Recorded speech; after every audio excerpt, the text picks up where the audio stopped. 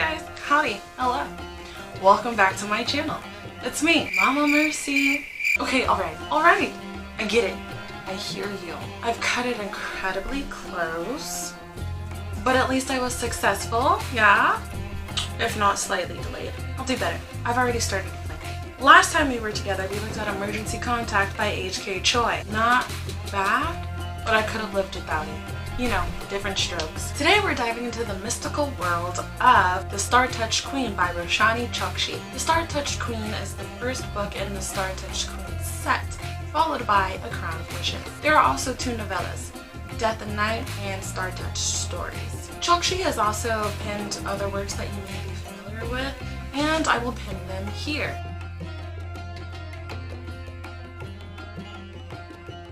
Anyway, strap on your sapphire-studded sari or your emerald-encrusted armor, whichever one is more comfortable, and come with me. Without further ado, let's get into the review. Our quest, because yes, we have another quest, begins with our main character, Mayavati, attending the funeral of a royal mother in the Raja's harem when she gets approached by Mother Dina, another member of the harem, and reminded of her place. See, Maya's birth horoscope foretold of a curse. She's destined to be close with death and bring destruction to those around her. Or at least that's how it's been interpreted. Either way, it does not bode well, and she's a pariah to everybody except for her younger sister, Gauri. One day she's hiding in the library trying to eavesdrop on the Raja and his council discussing their enemies and their problems, trying to come up with a strategic plan on how to deal with those. When she begins hallucinating of a Raksha, she disregards it as no big deal. Then later that night she's visited by an imposing unknown assailant. This character hints to Maya that maybe she was made for something more, and suggests that she's to lead people, or something, somewhere.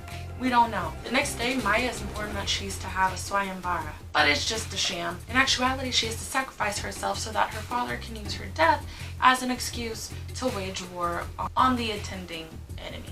Right before Maya is about to follow through on her instruction for the benefit of her little sister, because that's really all she cares about, she's interrupted by none other than Amar. Amar convinces Maya that she should marry him as soon as she places the white flowers around his neck.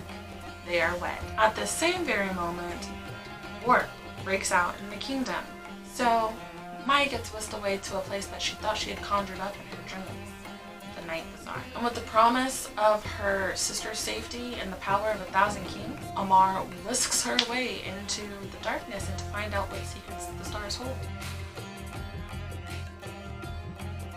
Maya's younger half-sister, who thinks she hung the moon in stars. When we first meet her, she's too young to understand the wicked ways of court, but she's also wise for her age. When she comes to meet her sister again, she's no longer the little girl that requested to be told tales of mystic creatures. She's a fierce and strong warrior striving to protect her, someone Maya can be proud of. Kamala is a cursed horse with a funny way of turning praise. A flesh-eating demon, if you will, whose curse is to never know satisfaction in being full. No matter how much she consumes, she'll never know a full belly. Oddly enough, she became a very fast and loyal friend to Maya. You know how I feel about that. It helps her reach her goal and realize the value in letting go of the past. Dropped her.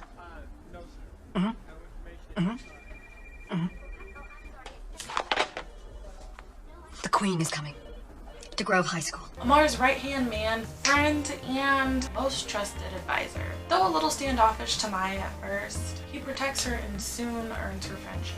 Also, he's a lover of knowledge and a sucker for a good riddle, as well as an appreciator of a clean surface.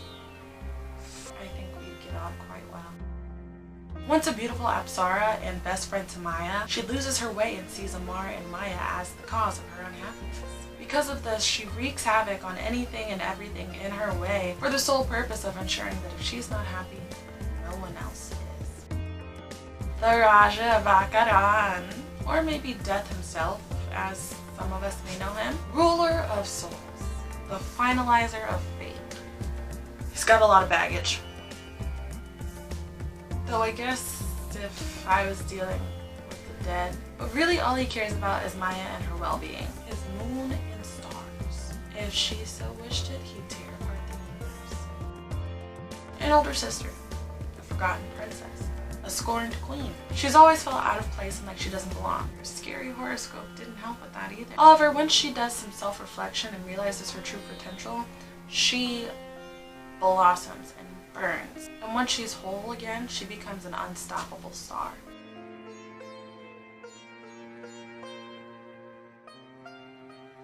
I know that you're sick of me harping on it, but it really is so important. I believe that all the misunderstandings that occurred in this book, even from the original events that we find out later in the book, could have been prevented if there had been some honest and open communication happening between these two. Clear, honest talks.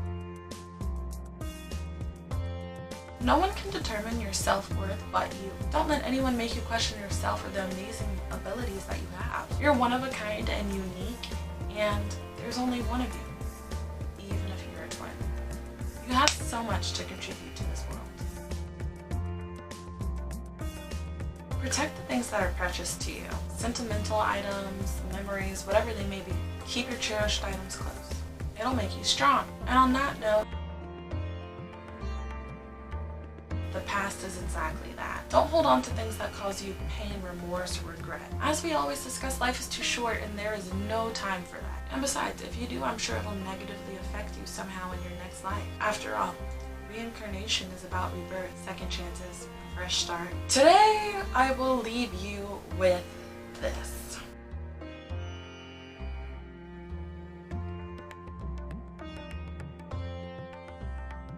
Child, when I tell you that I couldn't put this book down, I honestly think it might have been one of my fastest reads to date. This immediately invoked words like spellbound and enchanting. I was 100% drawn in.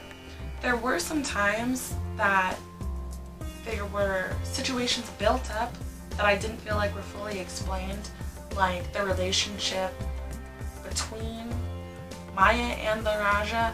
Like, I know that he cared for her most, but when they meet again later, I feel like it's inexplicably emotional.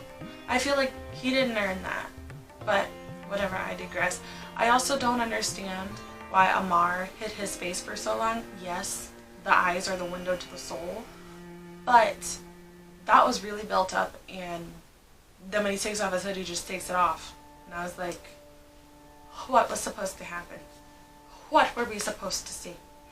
Yeah, you know, but none of that was enough to make me even think about not liking this book as much as I did. It was amazing. Also, communication. Like I said, if Amar had, like, I get both sides. I get what Maya's thinking and I get what Amar is thinking.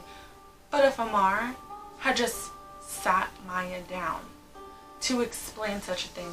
Like, one thing you never want to see in a partner is them doubting you or coming across as doubting you, especially in front of other people. But in that same breath, if Maya had voiced how she was feeling to Amar, instead of listening to some trick in the mirror, maybe none of this would have happened anyway. You guys spent an entire lifetime apart because of this. That, honestly, that was kind of petty. I'm not saying that I wouldn't do it too. I'm just saying that it was petty. Also, I really want to know more about Maya's mother. Maybe in book 2. Anyway, that's all, folks. That's all, folks. Hey guys, thank you so much for watching this video. If you like this video, be sure to like this video. Don't forget to leave a comment so that we can talk about how amazing this book was. And subscribe. Hit that bell notification so that you know when I am posting more delicious content. And I will see you in the next one.